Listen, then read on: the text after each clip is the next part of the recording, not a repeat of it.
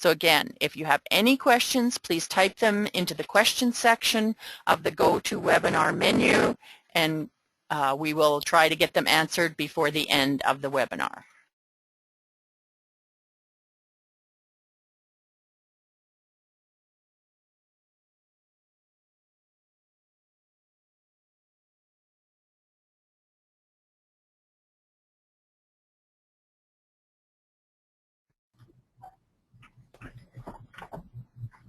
Okay, I'd like to welcome everybody to our second Go at Cattle Chat.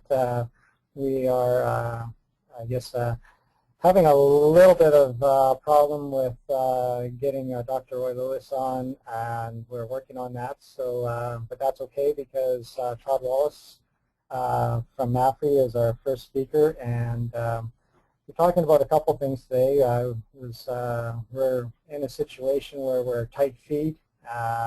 Producers are trying to buy feed or whatever types of feed they can, so I thought it would be good if we could maybe get Tod to come up on and talk about managing our winter feed, and maybe just go over some of the basics, and then if there's any questions, hopefully he'll be able to address them as we go. And then after that, Dr. Roy Lewis is going to come on, and we're hoping if everything goes good, he'll be giving us some information regarding things to have around for calving. Some producers are starting to calve now. Other producers are going to be calving in a month or so. So it's a good time to start thinking about calving. And so he was going to go over a few things for us there. So I guess to get started, we'll get going with Tod. And Tod, can you take it away?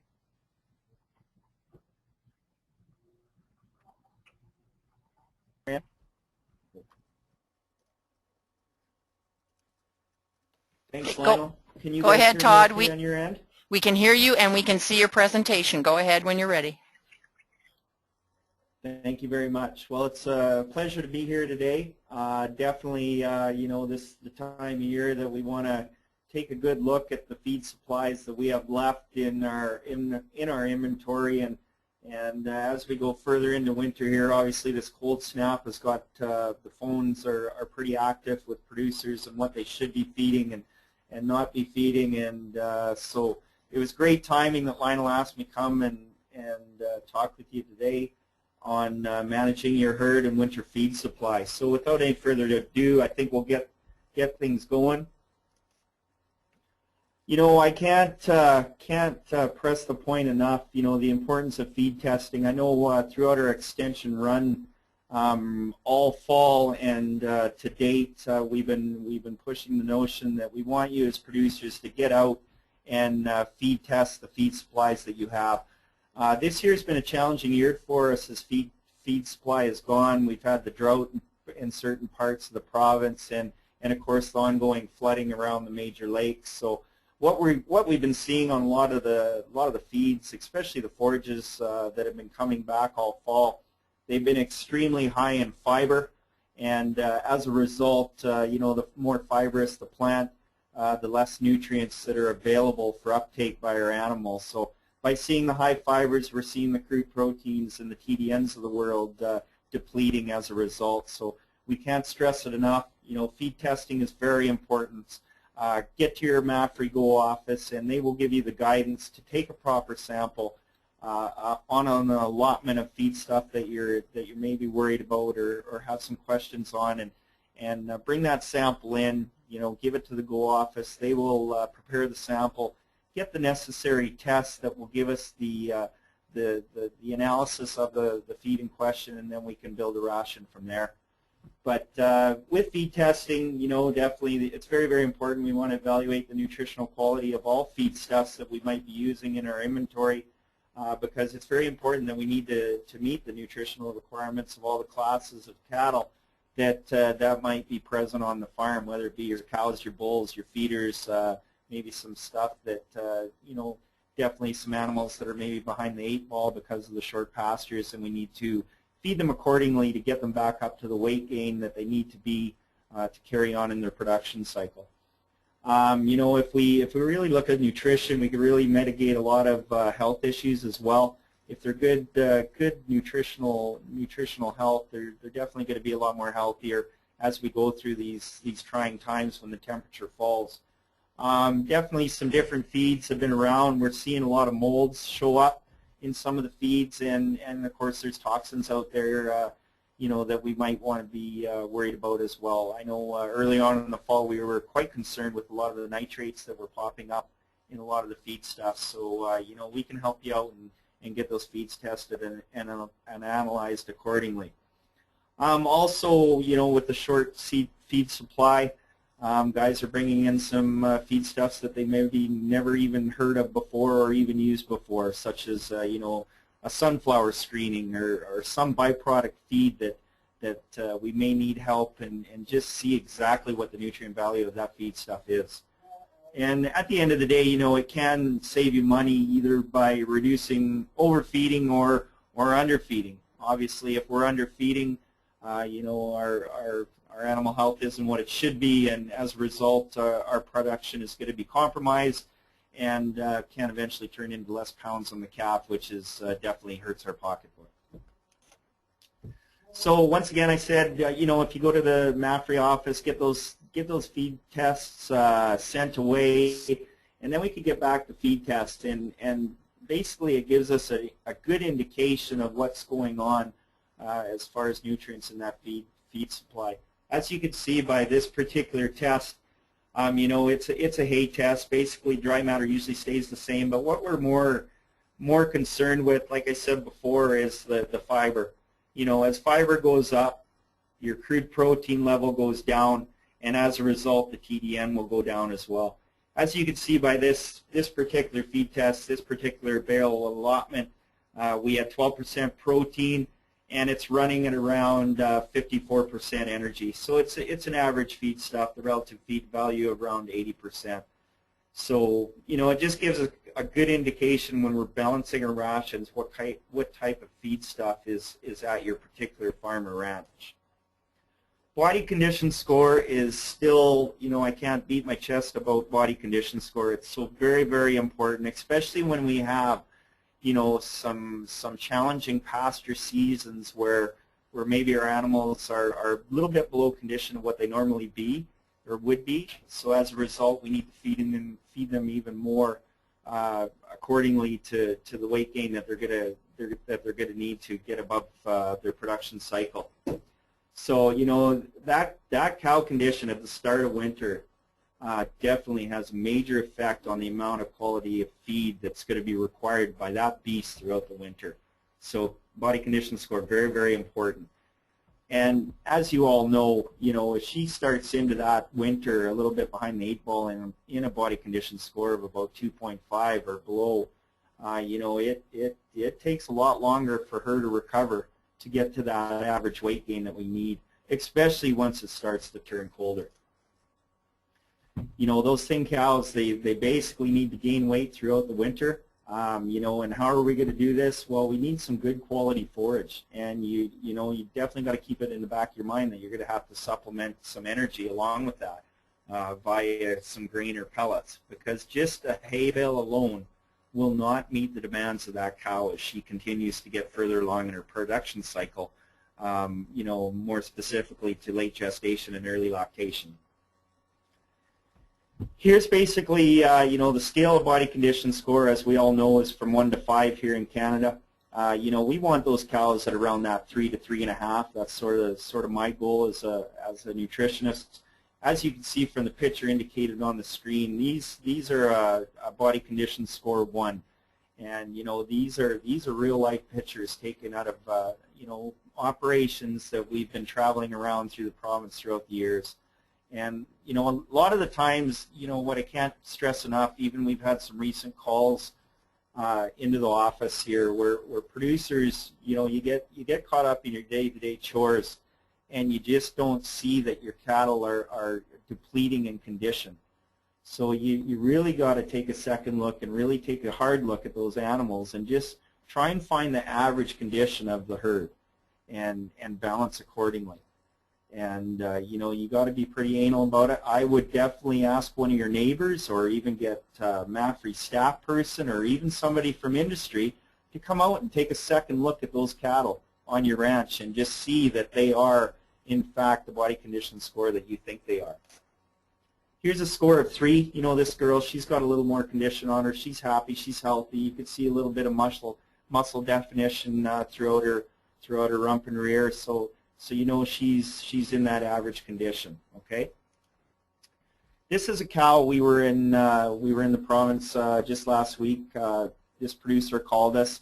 As you could see out in the background there, you know, we're bale grazing right now in this particular herd. There's some bales that are set up for these cows to move into a second paddock.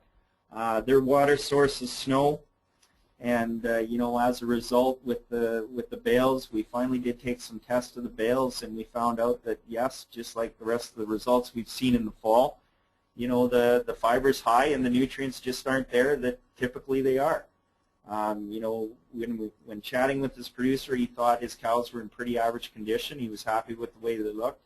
But, you know, then another second set of eyes come out and we say, well, we feel they're a little bit below body condition score. You know, and we would give this one anywhere between a 2 and a 2.5. And if you look at the average herd, you could see that they are just behind the 8 ball. You could see even in the bottom of the screen here, if I could find my mouse, there it is. In the bottom of the screen, I hope you could see my cursor, but in the bottom of the screen, you could look at the manure. And you can see some of the manure from these critters. You know, it's hard, and you know, what does that tell us as nutritionists? Well, there's just not enough energy or nutrients in this diet to really make a nice, consistent manure pack. And you can tell a lot by the manure. If it's you know, you don't want it scoury, runny, but if it's a nice, consistent, soft manure, then you know the nutrient requirements are where they should be for these animals. And as you're looking at animals too, you could tell this one, obviously there was a little bit of snow in the night, but you know, if you look at her, she's really below body condition score. We put this girl at a 2. She's just not liking life right now. You could see she's dead haired, you know, not a lot of mineral supplementation at this particular ranch. Similar comments, you know, just not really easy to get it in front of them. So it's just you know, it's a number of things that are going arise here. But as you can see, you could see her spine. She's pretty tight in the flank. Not a lot of cover over the tail head and the pins. You know, so we definitely, you know, if you look at the weather we've had where it's been 35 below, this girl here, she's in pretty tremendous trouble. You know, a week of extreme weather, you know, compounded by not getting enough groceries, she's not maintaining. She's going backwards.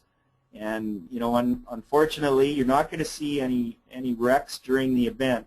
It'll happen about 7 to 10 days after the event. In this particular case, we had, you know, quite a few cows that were down as a result after the storm.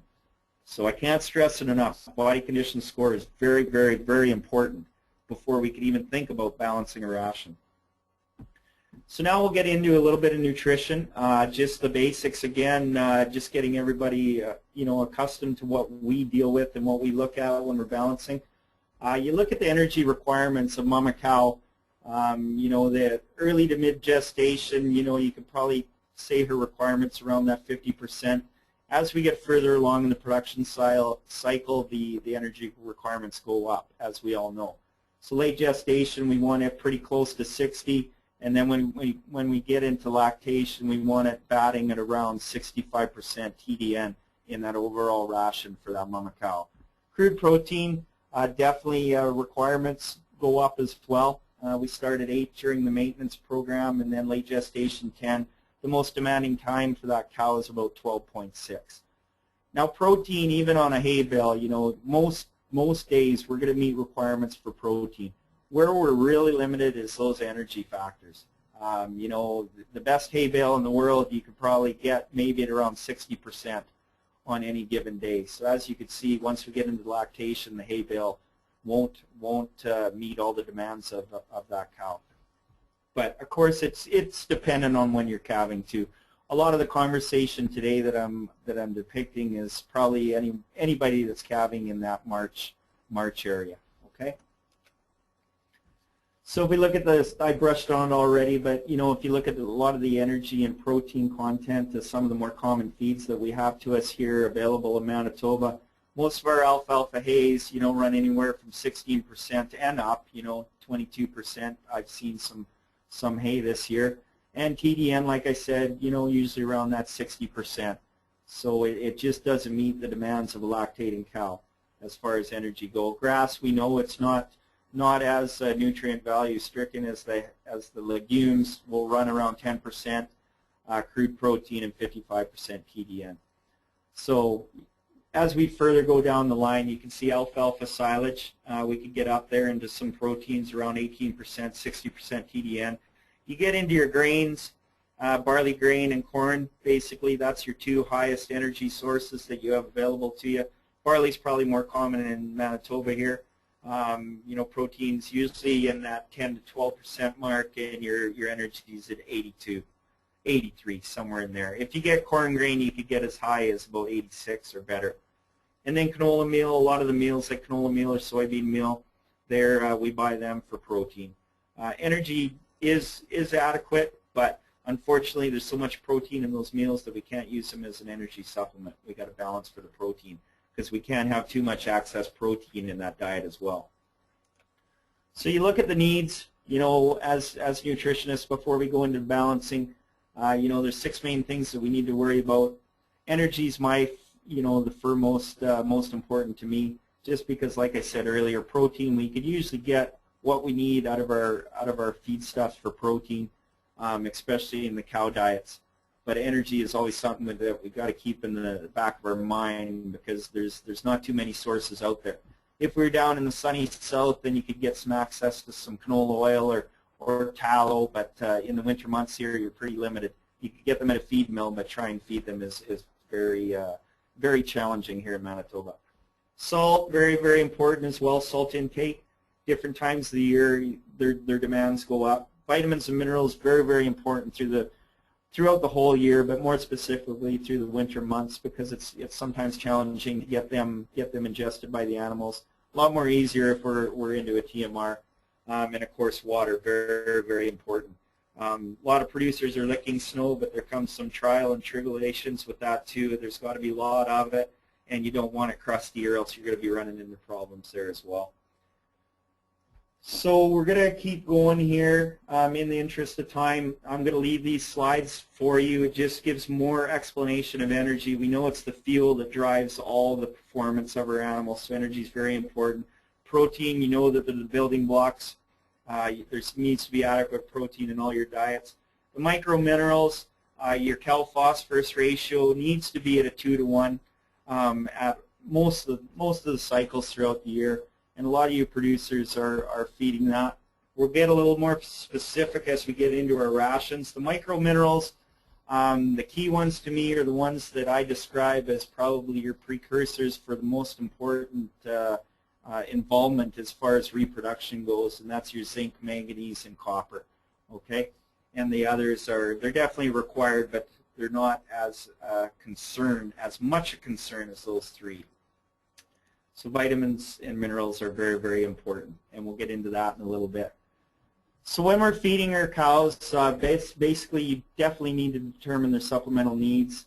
We need to anticipate the nutrients the cattle will receive from the different inventory that we have of feedstuffs in our battery. And we need to keep in mind where they are in their production cycle. Are we in the first trimester, second, third? Are we post-calving? Where are you in your production cycle? Because it definitely plays a crucial role when we're balancing our rations. And like I said, body condition score, very, very huge to monitoring the success of your rations as you go throughout the winter. You can't just do a first assessment of body condition score and then feed accordingly without monitoring their success, because you want them to keep gaining in nutritional quality as you go through these cold winter months. And obviously, we're very sharp producers out there. All the producers I deal with, your costs involved, and definitely sharpen your pencil as we're going through this process. Feeding groups, pretty huge as well. Certain producers just don't have the adequate pen space to separate them, but if you can, it's probably a good idea.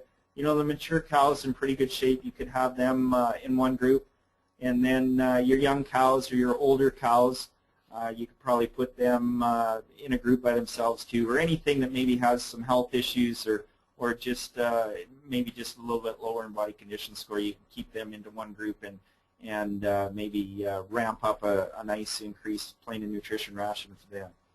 And you could use body condition score again, you know, as a criterion for separation and adjust your feeding accordingly as well. The critical periods, can't stress this enough. You know, late gestation, early lactation, very, very important. You definitely want to be certain that your cattle are on a rising plane of nutrition at this time. From calving to rebreeding, definitely, you know, if we're meeting all the bases and crossing all of our T's, we're going to have adequate milk for the calf. Quick return to estrus obviously is huge, and we'll have high conception rates as a result, which is great, because that's what we want. We don't want that calving period to drag out just because we didn't hit the mark nutritionally. So definitely something to keep in mind. If we have poor nutrition during this period, definitely we're going to have a greater number of days between calving and that first estrus. The calving period is going to be dragged out. Instead of a nice tight 30 to 45 day interval, we'll go 60, 90 days, or, you know, we've been at some places where they calve year round, so it's just a matter of what you want there. You're going to have larger differences in the weaning weights, you know, so as you go to market your calves, you're going to have weights all over the board, whereas if you have a nice tight calving interval, you know, those groups of calves are going to be very similar in weight, and as a result, you're going to ring the bell at the market because of it. And something to keep in mind too, lighter replacement heifers definitely can result in less conception of those heifers at the time of breeding, so something to keep in mind as well. Health management, very, very huge. I'm sure that the good doc will talk a little bit about this in the next section, but definitely get on board with your vet and get a nice health program in place. The minerals, I've already briefly brushed on that. Vitamins, very, very important as well, because a lot of our feedstuffs, the vitamins just they're very, very minimal as is, and if you have any inventory of older type feedstuffs in the battery, then they're going to be pretty much depleted out, so very, very important. And then there's different feed additives that we can use. Mineral supplementation, I'll briefly get on this. You know, we shape our mineral supplementation to the specific, I guess, rations that we perform. If you're feeding a lot of grain, straw, silage-based rations, you need to get the limestone or calcium up in those rations. So you need to get at least a 2-to-1 feed mineral blend, or a 3-to-1 if possible. If you got some legumes, if it's more alfalfa-based, legume-based in your rations, then you could go to a 1-to-1. And there's just some parameters to look at. Cold temperature, very, very important. Seems as though we've been in a snap here for the last few days. For every 10 degrees Celsius reduction in temp, the feed should basically, on average, approximately increase by 15%. Okay? Effective wind, very, very important to keep in mind. You know, and a lot of the cattle, they have the ability to consume more feed with the cold stress. So obviously, by increasing that consumption, you know, our digestion slows down as a result. So that's detrimental to our animals. Cold temperature feeding, good golden rule of thumb. You know, for basically, we're going to be feeding grain or pellets, either by corn or barley or whatever you have, but for every 5 degrees that it drops in temp, I always add another 2 pounds of grain. So, and that'll meet the mark. And that's not going to make them gain by any means. That's just going to hold them for maintenance at that particular time. So very important to keep in mind. For every 5 degrees, up the grain by 2 pounds.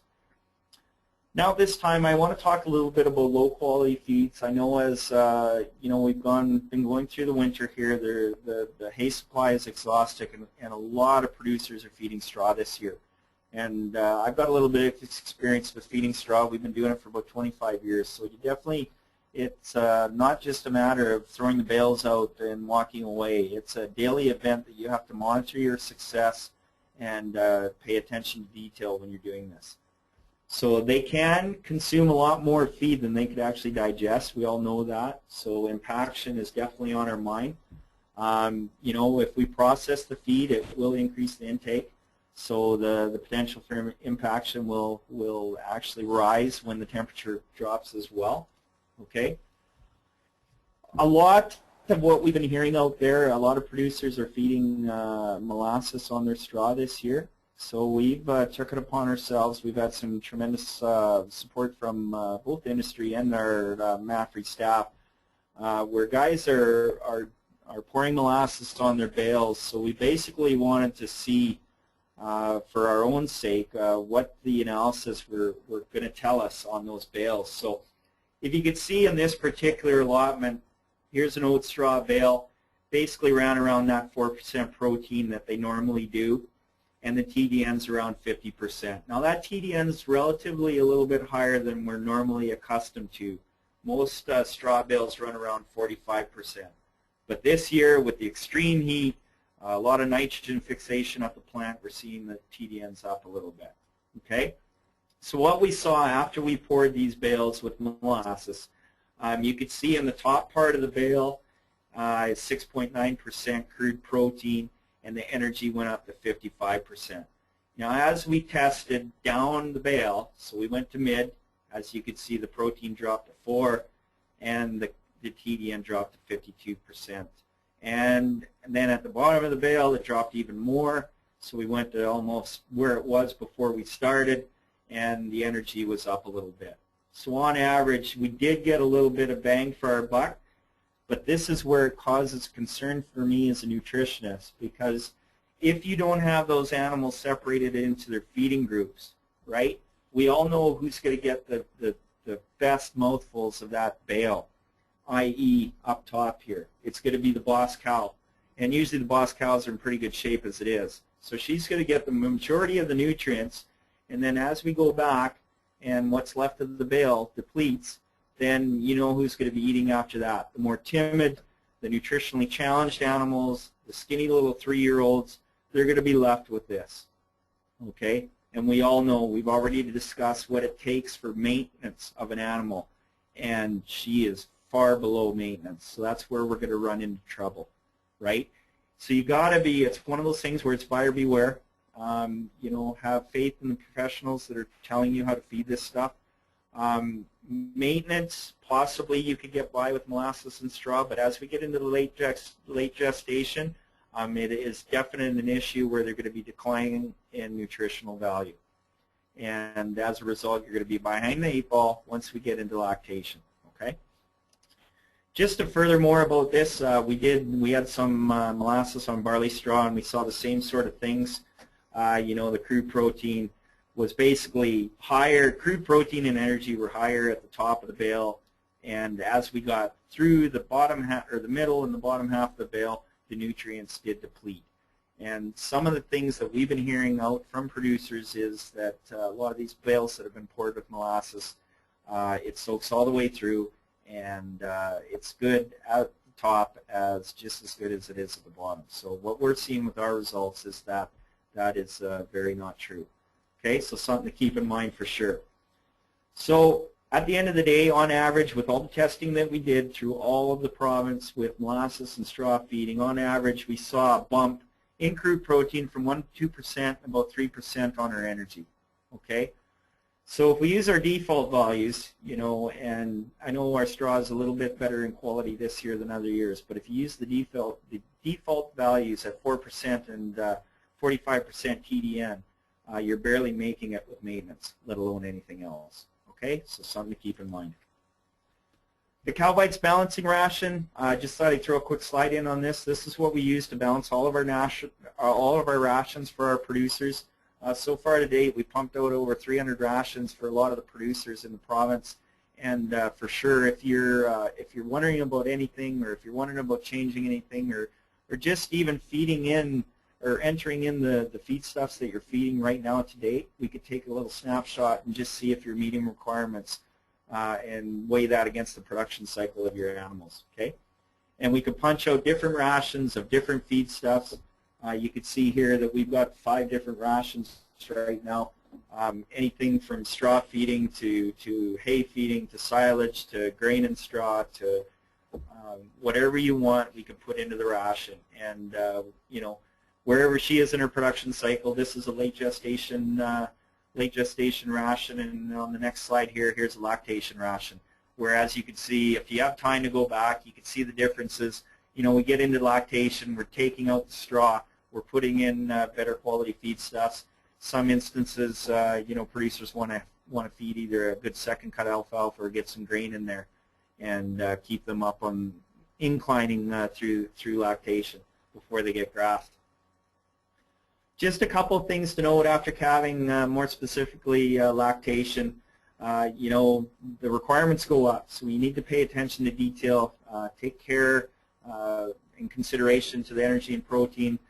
Vitamins and minerals are must. At least get them out there free choice. If you have opportunity where you're feeding a little bit of grain, then get them in there so each cow gets it. Would be a bonus. Okay. And if we're feeding a high grain or pelleted ration, maybe that's all you got is grain and straw or grain and a lower quality hay. Then feed half in the morning and half in the afternoon, especially as we get into calving. You know, and there's been a lot of questions over the last few I guess weeks from my staff wondering how much grain we could feed to those animals at one feeding, and you know, 7 to 8 pounds is safe on the pellets, and you know, each case presents its own challenges, so we can help you answer those questions as well. Already mentioned it, get rid of the straw, and you could feed a little bit to them, that won't hurt, but you know, definitely these high straw-based rations where we're feeding 23 pounds per head per day of straw to gestating cow, we need to start dialing that back and getting some better feed into her. Yeah, we've already talked about the requirements. You know, if you look at a 1,350-pound cow, she needs 12.6 protein and 65% TDN. And those two numbers should be on the tip of your tongue every day when you go out to feed. And take note that you're meeting that criteria for that mama cow to keep gaining ahead. And if you look at the straws, like we said before, usually 4% crude protein and 43% TDN. So we're a long way off that mark if we want to meet just requirement at lactation time. So know what you're putting in front of your animals, know what they require, and match your inventory with what they need.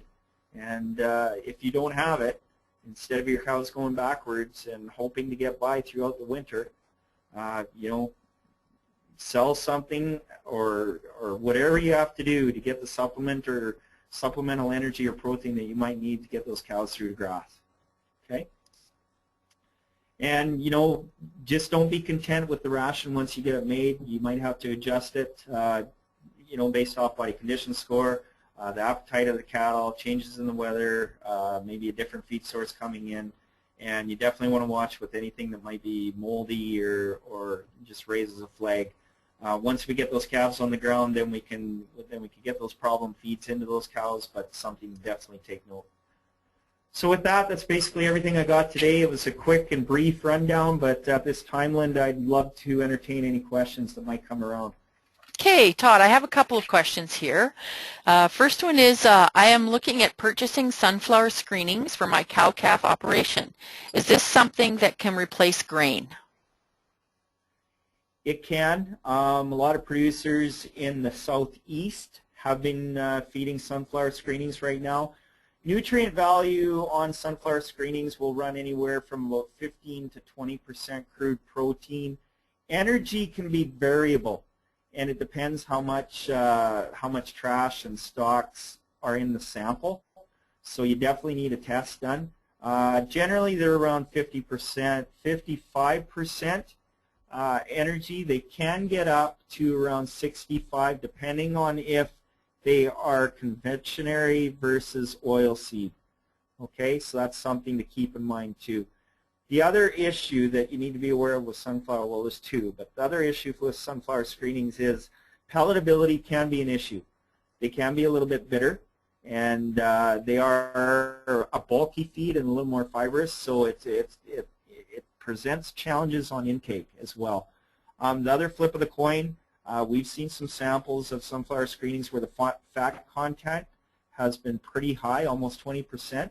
So we'd have to put that into a ration as well too, because we don't want to get the fat over a certain percent in our rations either, especially to late gestating cows, because that can maybe bump up our birth weights a little bit. But it can replace grain, but having said that, the energy may not be as high as like a barley or a corn, but very, very similar to like an oats. So it can work, and I know there's some pretty attractive pricing on it right now. Okay, and I have another question here. What TDN is in whole oats? Should they be ground with a high roughage ration? Whole oats usually run around that 55% as well. This year we've seen some tests maybe a little bit higher. As far as, you know, they are a good feed stuff. What we've seen in a lot of our rations with the depleted nutrient, i.e. energy value in our forages, oats is good for maintenance and late gestation, but it hasn't had enough energy in the ration to meet our demands for lactation. So that's something to keep in mind. As far as processing, you know, usually we're going to be around that 10 pounds. So processing, we've looked at the research, processing is not a must. So you could feed whole oats to them and have comfort in they'll be gaining or getting the nutrients that they need out of that. If you got to go any bit higher than that, then that might be something to look at. Either processing anything over 10 pounds or go to a double daily feeding of the product. Okay, we're getting questions in here quite frequently. Now I have, what are the value of protein licks?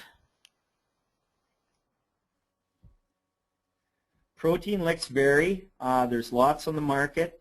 You know, some of them are anywhere from 25% protein upwards to 50% protein.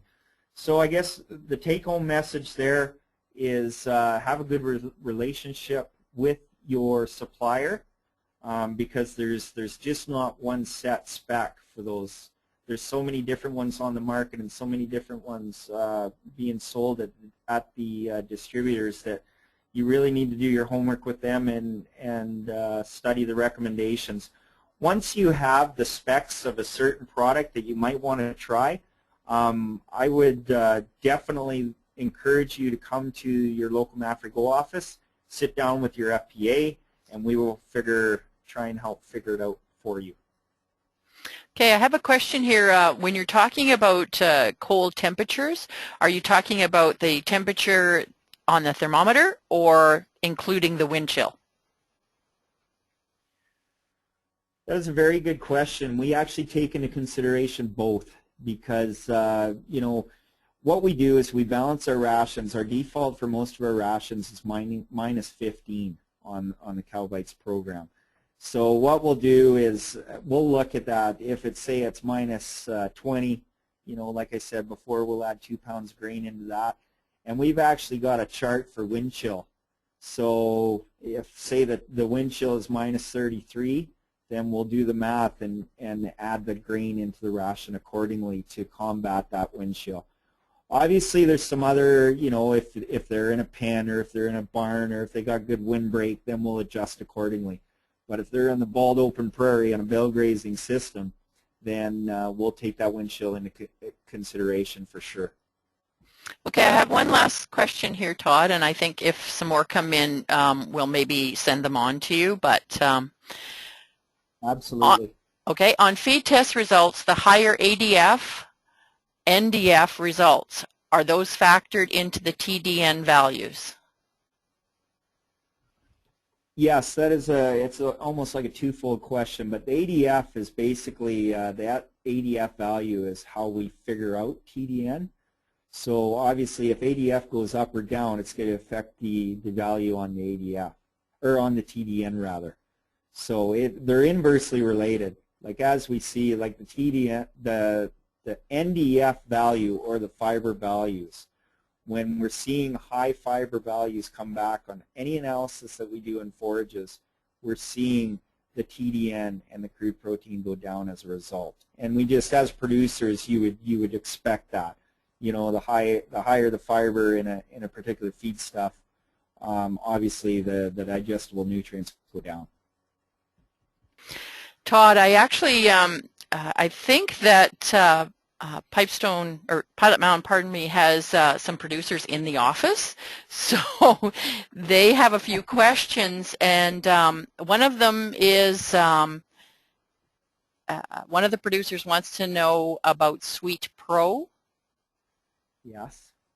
And if you would be available after this webinar for some questions right from Pilot Mound. So I can be. I've got another date in Brandon, but I can be. I will call Pilot Mound right now, and if I can't answer it quickly, then we'll definitely help them out for sure. okay, so you can answer the Suite Pro question when you phone the Pilot Mound office. So hopefully that's okay, Jolene, and Lionel maybe will carry on from here.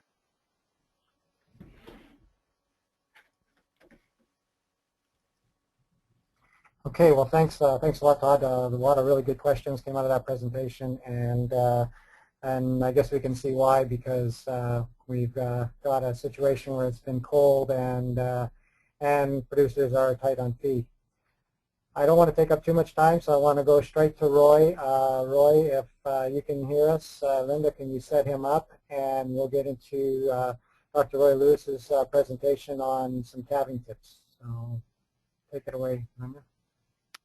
Roy, can you hear me?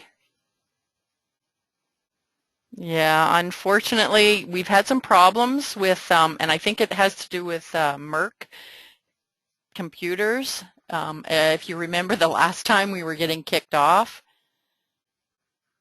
and we're unable to hear Dr. Lewis. Are you there? Hello? Yeah, sorry, Lionel. I've made him presenter, so I'm just thinking that we're... Oh, hi, Roy. Now? Yes, we can hear you, Roy. I think you had me muted, or I just had to hit the unmute button here. So yeah, so I've got the presentation loaded. So okay, so you need to click the button that says Show My Screen. Yeah. Okay.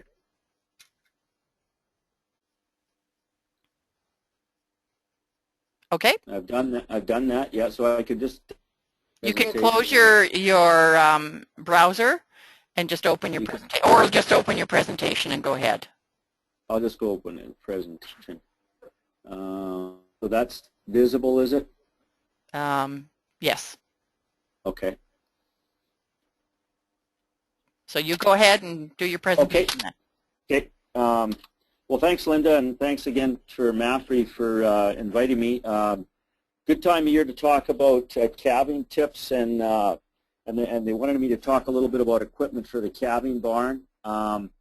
And so basically, and I realize there's probably a wide variation of experience out there, so I'm not meaning to offend anybody. Hopefully, you'll get something out of this, even if you're a pretty experienced producer. I guess I've seen some issues with calving over the years in practice, and hopefully can provide some insight into saving some calves or getting them out a little more lively than maybe you have in the past. And realizing that the breeding programs that are out there now, there are very little calving problems per se, but we still run into malpresentations and oddball things that we should talk about, and hopefully you'll be able to recognize them in the calving season. So yeah, again, just about myself, just quickly, work for Merck Animal Health right now as a tech services veterinarian, but I was in mixed animal practice for a little over 30 years, a lot of experience with calving, and I do a calving rotation actually for the final year students at UCDM, where we try to get them experience so they can go out and help you people later on down the line. So this presentation is going to sort of include a whole bunch of lists, if you like, but I just wanted to kind of work through them. I do have some pictures to go along with that. So first off, in the calving barn, and I'll probably only take about 10 minutes with this, or calving area or calving barn. I realize a lot of you calve later. You might calve on grass, but you still have issues with the odd cow you're going to have to bring in and work with. So these are some things that you want to have on hand, ready to go, and you know, well maintained, clean, that sort of thing, in order to assist with any kind of calving. And the first thing in my mind, and everybody thinks this is probably helps the veterinarians more than anybody, but a really good maternity pen, whether it's a commercially made one or one that you've built yourself, is fine. This really helps yourself out just because of the fact that if you have to assist cows, it's real easy to do that. If they happen to prolapse or something, they're caught right there. If you have to let the calf suck or milk the cow out, you've got a area that they can work on, and it's safe for you and safe for the animal. And then if you do need to do a cesarean or whatever on some of these, again, very good setup to do that in as well. A good clean working calf puller, one that you're familiar with, preferably one that just takes one person to operate. Most veterinarians will use the Frank's or Lane calf puller. That's with the little jack, and you'll see a picture of that in a minute. The big thing with those, I think, is just have them hanging somewhere where they're close to the calving area, and have them cleaned off. A lot of them get pretty grungy at the end of the calving season. We don't want to spread anything from one cow to the next, so really good idea to keep them fairly clean and dry. Changing handles, probably a no-brainer for most people, but they're very inexpensive. And time and time again, I see producers using twines and this sort of thing, and A, they're hard to use, and B, you know, they're hard on your hands, and you can't get the pull that you need. And I always suggest everybody has an extra set of those, just because in a panic with a calving, or you can throw them over your shoulder and they get lost in the straw, and then you're looking later in the day for them. So always have another one on hand. A head snare for a head back is a really good thing. Never put twines on the bottom of the jaw to try to pull the head around, because you'll snap the jaw fairly easily. Or if you don't have a head snare, you can use an extra chain around the head to serve the purpose of a head snare, although a lot of the producers like a head snare, and I never pull on the head snare with the puller, but I will pull on it by hand. Again, producers, good idea to use obstetrical gloves, just like veterinarians do. Lube up well, clean the cow well, and this will prevent spread of disease, and you won't come in contact with a lot of those fluids and stuff, which some people are fairly allergic to. So it keeps you clean, keeps the cow clean, and prevents any kind of spread of any infectious organisms, and you can dispose of them after. So likewise with a calving suit. And I'll just get on to the esophageal feeders. I really believe in them for A, giving colostrum, and B, if you have any sick calves that are even a little bit dehydrated, giving them electrolytes is a really good thing. What I recommend, and again, these things are not expensive, label one for sick calves or scouring calves and label the other one for newborn calves. Still disinfect them in between, but don't mix and match when you use these to drench your calves. Calf cart or sled can really be a back saver, and there's a lot of good ones built out there. Make sure you get a pretty long rope on the front of them, so that if you've got a really overprotective cow, you can be 10 to 15 feet ahead of that sled, not right at the sled if she decides to get overprotective. And that's where I recommend everybody else who has a paddle or hockey stick, something to take with them that they can keep themselves safe and just kind of keep the cow at bay if she's overprotective. The other thing that disinfectant is a really good idea. Virkon is one that's used a lot. We make it into boot dips, we spray areas and that sort of thing, and really the biosecurity risk at calving season is probably the greatest, either spread within the herd, diseases such as scours or pneumonia, or people coming on and going out with you to see the calves. So keep in mind that, use the boot dips if you can, if you're in an area that doesn't freeze, and just keep your coveralls and calving suits and stuff really cleaned and wash them fairly frequently, so you're not the spread of disease amongst calves. And then the other thing is your own kit, of course, that you'll use for shots, tags, RFID tags, that sort of thing. Anything that you think you're going to need for that newborn calf. It's nice to have that in a little kit that you can carry around, put in the fridge if necessary, and then always have it with all the selected needles and that sort of thing. So just a quick picture of a calf chat. This was just at our clinic, but just again, somewhere to hang this stuff up so it can dry, stay really clean. You obviously the extra calving handles and chains. There's a head snare. I'll just point the mouse to it here, but it's can't get the mouse on there. The head snare is here, which fits around the head, and then onto the this little piece here goes in the mouth of the calf. Kind of a handy thing for producers for those head backs primarily, and a good piece of equipment to have on site. And again, yoke breech, I should say, really cleaned well and hanging up. This is just a producer's place where every couple days that's the cart that he actually carries the calf in, but he puts that Virkon disinfectant all around the calving area on the cart, and again, to really trying to be diligent to not spread disease and infectious organisms amongst those calves and keep them good and healthy, because some things they can take up from the navel when they're laying on the wet surface of the ground there. So. Also, don't forget a good colostrum source. Can't say that enough. And there's a really good synthetic, or it's not really a synthetic. It's actually an air-dried actual colostrum made by the Saskatoon Colostrum Company. That's probably as good as there is in the world today for colostrum sources. So it's available in Western Canada. Pretty shiny tinfoil-looking covering called Head Start is one of them. And it's commercially made from cow's colostrum. That's good to have on hand. The other thing is frozen colostrum. If you get a cow that milks pretty heavy, have some frozen stuff. And not that you're going to be using this all the time, but if and I've listed there the things that you can probably use this on. Like if real wild cows calve and you're not going to sure if they're going to mother up very well, that would be a good indication. You get one in and notice that her udder's bad, and you try to get either those Coke bottle type teats or block teats or that sort of thing, or low production. Be really good idea to give that calf either frozen colostrum or this commercially made stuff as a real good start, and you won't have problems with them later on. The other thing, of course, is the hard pulls and the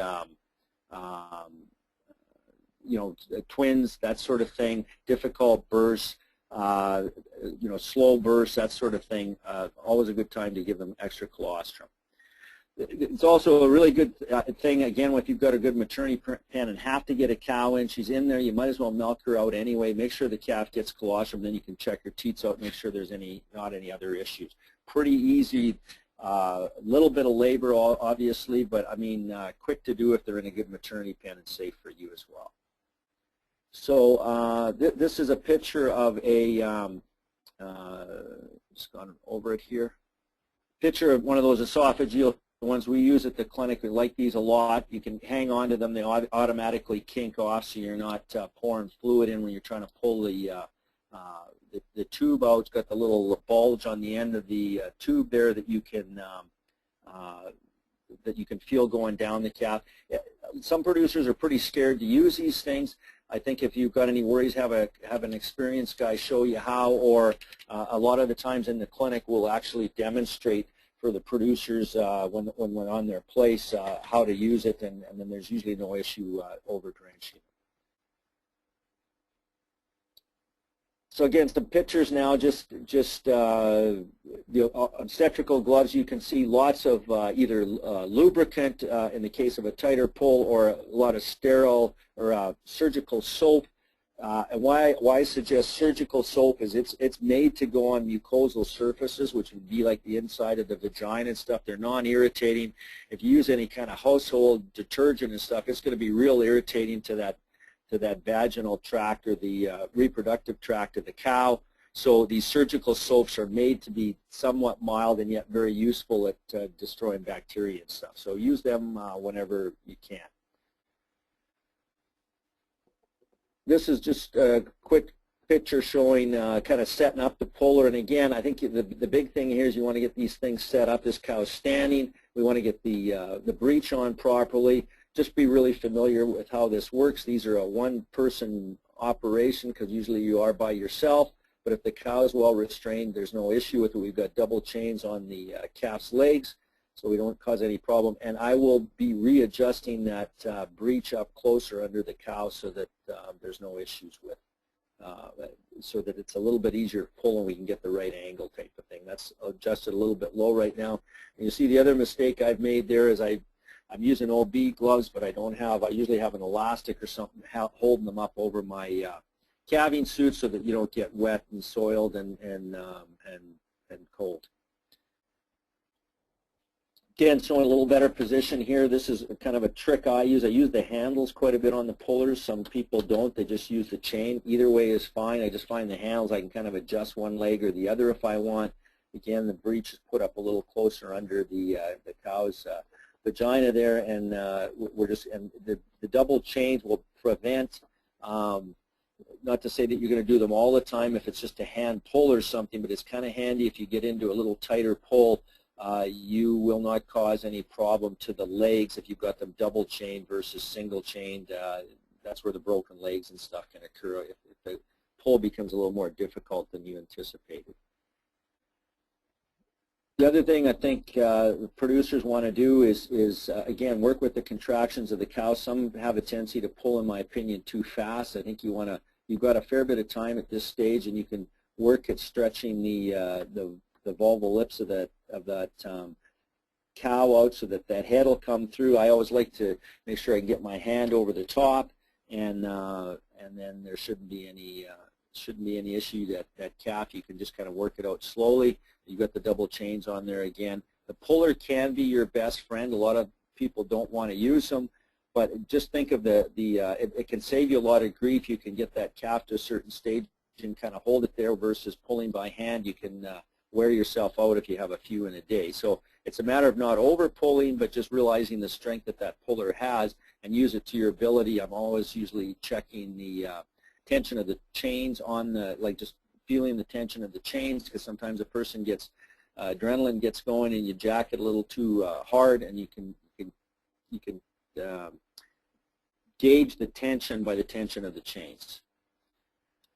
So going to some calving tips now, and this is hopefully there's going to be some things in here for even the really experienced people, but I think that the big thing you want to do first in order to save more of these calves is check the viability of the calf if you're going to have to deliver one, and by that I mean checking to see if it's alive and how vigorous it is. I put my hand right in its mouth and see how vigorously it's kind of chewing on your hand. Because if it's weak, then it tells you A, that I guess you got to get going quicker, but B, it may not take as much of a pull as a stronger calf, and there may be a time where you intervene and it's going to be a little harder pull. They'll elect to do a cesarean to save the calf. I mean, that's going to be up to you, but it's good to get experience at that as well. Also, if you check and it is a dead calf, then you can go a little bit slower on the pull, because now you're more concerned about not hurting the cow and that sort of thing. So you can sort of gauge it accordingly if you check that first. The goal, and my goal, is always to get out a lively calf, not just an alive calf. I think the big thing is hard pulls end up being problems later down the line. So I think you want to get in there as quick as you can if you suspect a problem, and I'll show you some ways to determine that. And the other thing is work with the cow, work with the cow's contractions, and try to get a lively calf out, not one that's been a really hard pull or a forced pull or a too quick a pull. Because with the cow's contractions, that can really help you minimize the force of the pull that you have to do to get that calf out. So keep yourself and the cow as clean as you can, and again, using that surgical soap, OB gloves. A lot of guys on shoots, a nice little trick is using on a maternity pen, is having a tarp strap mounted onto a booster cable clamp and mounted on the chute, and then that could be your tail hold. So if the cow falls down, the tail will pull away from the battery clamp, but otherwise it holds it out of the way so she's not flipping it in your face. And again, it can be a one-person show, which is often the case on the farm. So other rules we always use is never pull in an improper position. So you want to have three things in the canal in the case of a forward calf to two front legs and the head, obviously, and then the backwards calf, you want to have the two back legs, and you want to have the tail coming there and not flipped up, so you want the tail down between the legs so that it minimizes the makes it a more sort of aerodynamic, or there's not that tail flipping up that can lacerate the top for the vaginal bulbs type of thing. So always check, this is another advantage of having a maternity pen. If you get them in, you've got the calf out, you've maybe milked the cow if you want. It's always good to just get in the habit of checking. The odd time we're fooled on twins, we can get the odd lie, especially if it's a small calf or a backwards one. You want to check for twins, and backwards ones are usually always assisting. But and you can also check for if there's been any, especially if it's been a tough calving, if there's any tears, because if those are found, they sometimes can be sutured up if they're full thickness tears, or at least you're aware that they're there, and you can maybe treat the cow accordingly with antibiotics or whatever your veterinarian might advise. Use even more copious amounts of lubricant, especially in fat heifers. They can be an issue because they don't have the size that the cows do, and then the fat can ball up ahead of the calf, or in the case of one that's really, really dry. So keep all that in mind.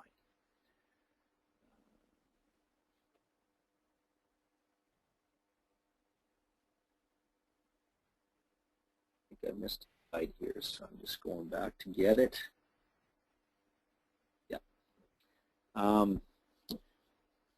So just some kind of time parameters for a lot of, especially this would be more the newer producers that maybe you're not too sure when to intervene. I find that the experienced producers will sometimes kick themselves when they thought they should have checked one out and they kind of thought, she's going to calve, she's going to calve. I find a lot of the experienced producers have a really good premonition about when there is a problem, just because they know the cows well.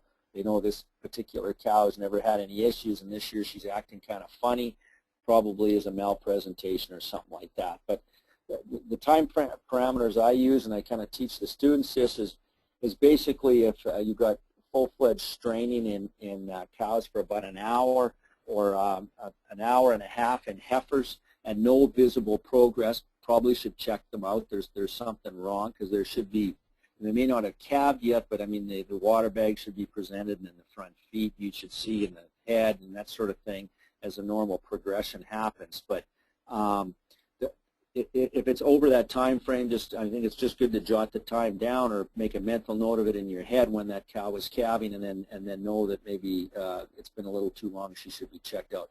There's frank blood, absolute blood coming out of either the rectum or the vagina. That's usually a sign that there's some issue. The other thing, if you get one in and notice that the water bag is fairly, the fluid in it is quite yellow, which is staining from the meconium or the first manure when it comes out, that's usually a sign that you could have a backwards calf, because that meconium will come out a little bit quicker, or the calf is stressed and that meconium gets out, mixes in with the amniotic fluid, and as a result you get this kind of yellow staining. So that's a really good indication that things are maybe you're catching them later than you would have anticipated. So that would be one to definitely get in and check out right away. 30 to 40 minutes of really hard contractions, like visibly down and out on their side laterally, straining with no progress, is a sign that something must be up, because something should be presenting.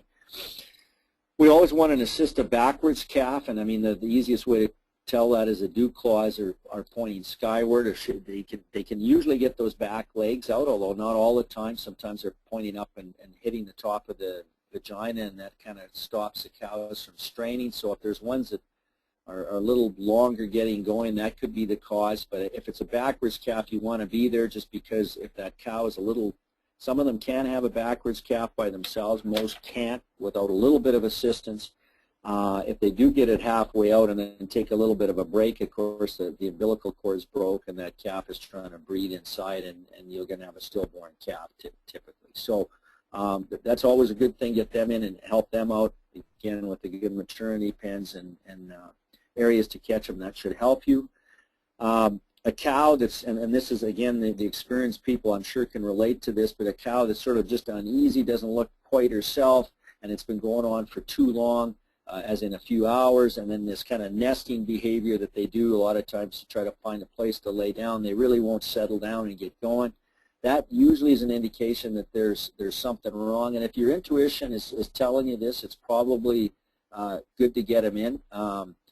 You know, I mean, you can't every time there's a little bit off get a cow in and check her out, but if there's a suspicion there's something going on, you're probably right more than you're wrong, I would say. And usually when we go in and check these out, it's usually a torsion, which is a pretty rare thing.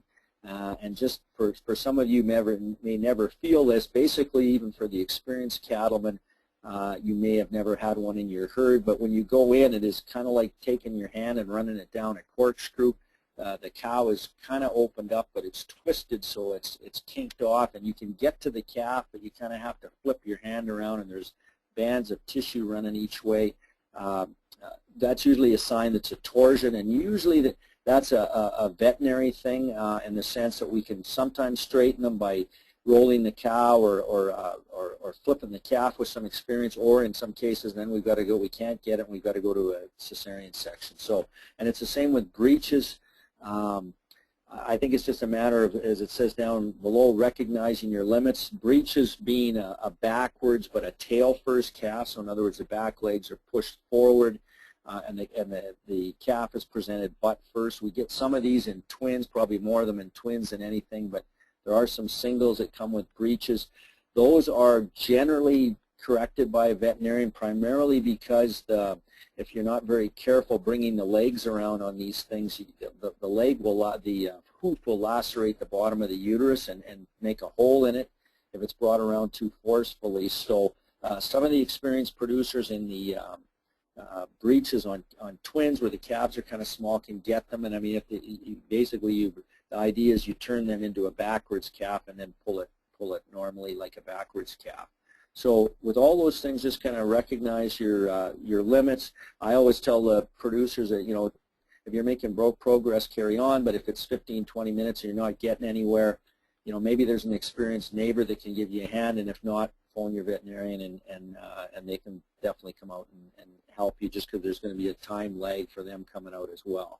I just don't like it when there's 5 or 6 guys that have all been inside the cow because they get you know, drier and swollen, and then it really makes it a lot harder for the veterinarian. I think not that you have to use the veterinarian that much for calvings anymore, just because of the easy calving bulls we're using and that sort of thing. So the odd time, I think it's just a matter of recognizing when you have to make the call and when you don't. So recognizing those limits early will get, you know, help so that hopefully we can get a live calf for you type of thing. The veterinarians, again, usually call for the breech bursts, fetal oversizes, and again, prolapse uteruses primarily, and torsions, which are quite a rare event, but they do happen.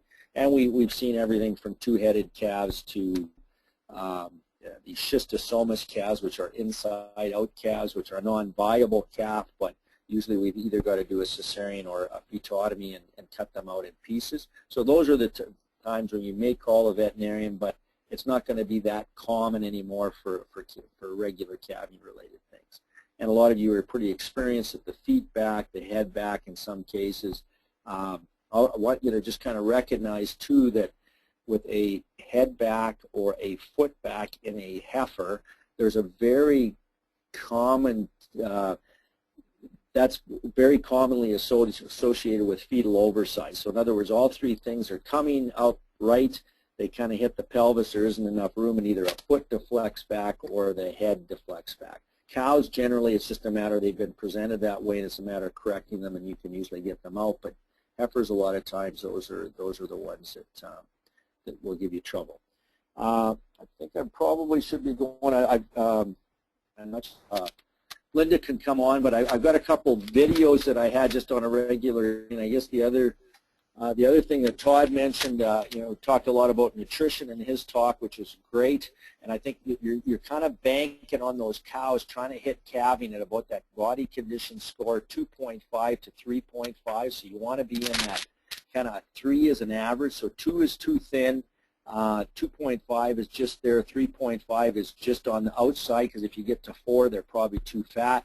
But that 3 is ideal because they're gonna be knocked down a little bit from calving and birthing and milking for that calf, and then as a result, they've got to get stay in that good condition and then actually gain a little bit in order to rebreed in that 60 days or so after. So just keep all that in mind on the nutrition end as well. The too fat can be, you know, as far as calving goes, can be worse than a little, you know, maybe just a smidge on the thin side type of thing. So keep that in mind. Linda, Okay. are you there? I am. Should I try to do this Okay. video?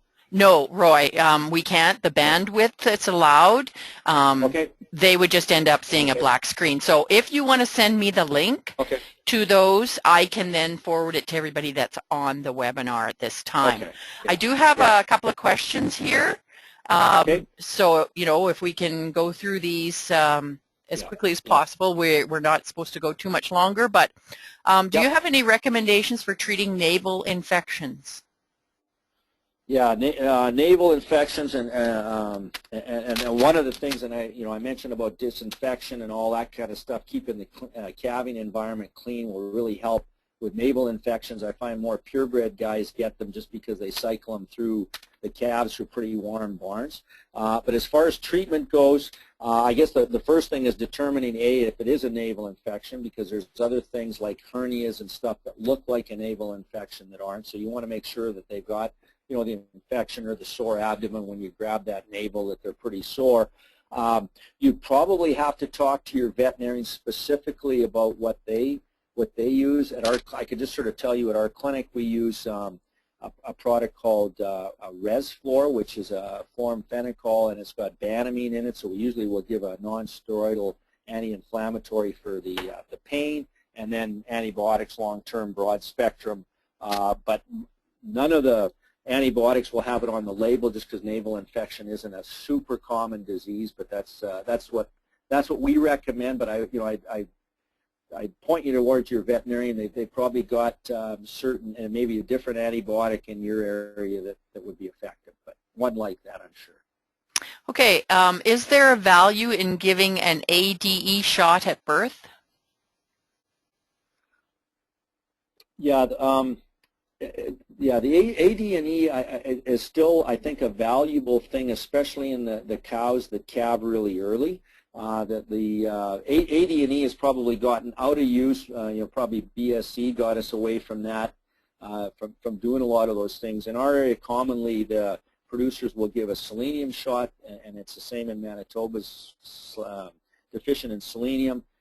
The AD&E, I think, is given primarily on the real early calves in the winter. Those born on grass, it's usually hard to catch them, and the mothers are definitely getting lots of vitamin A on that good green grass type of thing. So probably depends a little bit on the time of year. The nutrition is usually really good in the cows, but what we're doing is kind of bolstering the vitamin A levels in the liver of that calf to carry them forward during the growth phase, and same with the selenium. So I would recommend it. I think it's a benefit, although these guys that calve late may be hard to work that in.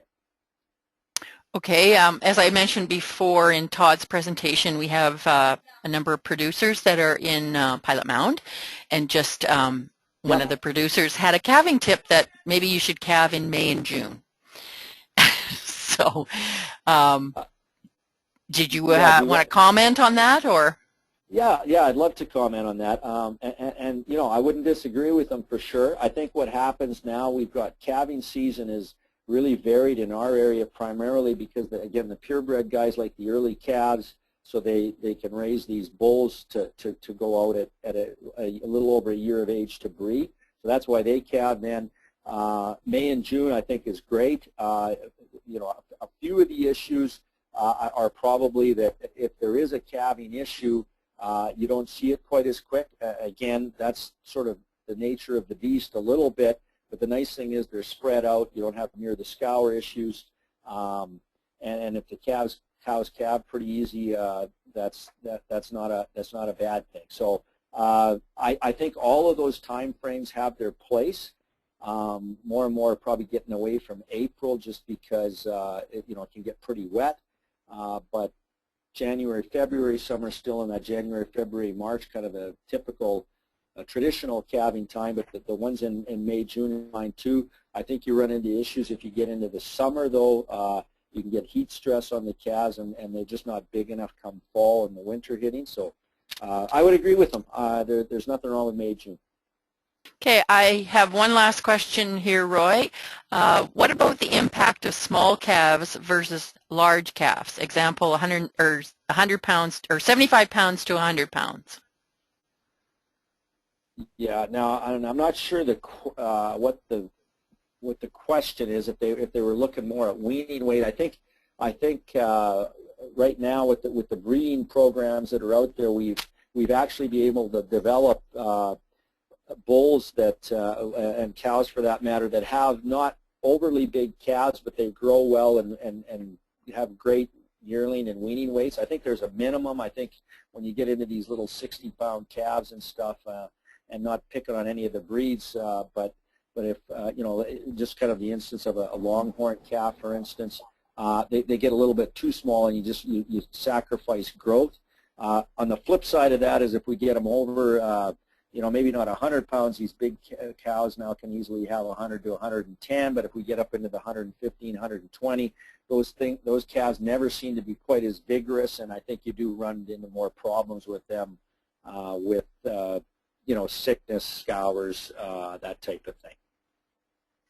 Okay, thanks. Jolene, I can unmute you. If he's answered your question, you could verify that. Okay, we just had another question come in. I think that answered that. Dawn, did it? Yeah, I just wanted to know whether, you know, if you know the calving follows, how much reduction would you get from going from an average of 100 to average of 75? Yeah, are large calves a lot of the problem of calving, you know, when you have complications? These days I would say no, and the reason I say that is I think we've brought that birth weight down. I mean, the cows are pretty big. We've got a little more moderate cows now, but you know, in the old days when we had 120 plus calves, in a lot of cases, absolutely. I mean, those ones, that's where we did the majority of the cesareans, whether they were on heifers or cows or whatever. Now, you know, these bigger cows, big pelvis cows, yeah, the 100 pounds doesn't seem to be an issue at all. So the problems we have are primarily those kind of ones I discussed, which are they're just oddball things. They're the malpresentations, torsions, you know, the odd time you get a fetal monster for whatever reason, that type of thing. So the routine, this calf is too big, it needs a cesarean type of deal, is pretty rare these days. And again, they're selecting a little bit smaller birth weight bulls for the heifers, but you know, that 75 to 100 pounds is a good number to shoot for. Go ahead, Jolene. You had another question? Great. Thanks, Linda. We've got another question about, is there any preventive measures you can take during pregnancy to reduce coccidiosis, or even in feeding after you calve? Yeah, that's a common problem, and it's one that we kind of struggle with every year, depending on the guy's places.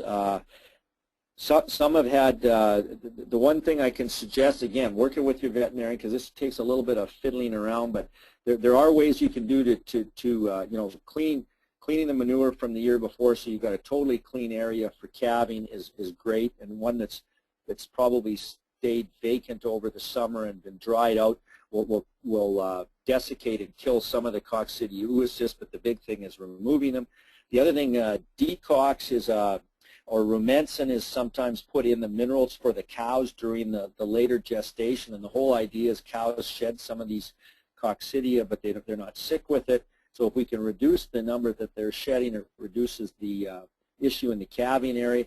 And then when the cows calve, a lot of the top-end producers that are really trying to get maximum growth and have had issues with coccidiosis will start, when they start creep feeding the calves, they'll creep feed minerals, and they'll mix in this decox, which is a coccidiostat in treatment for coccidiosis right in the mineral. Again, hit and miss, just because the calves are hit and miss how much of the mineral or creep feed they may eat, but it goes a long ways to cutting that down.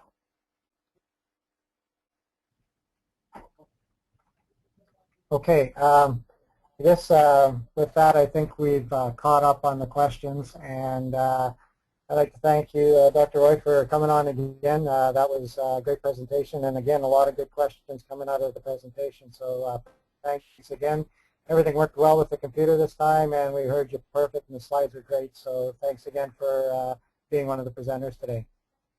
Thanks very much, Lionel. Take care. Roy, sorry, Lionel, I do have one more question, but what I'm going to just say is I'm going to send it to Roy, and then he can answer these questions afterwards and get back to us. So, okay? Yeah, that's fine. Okay, and if, just Linda, if you want to just give me my screen back for a second, and then we'll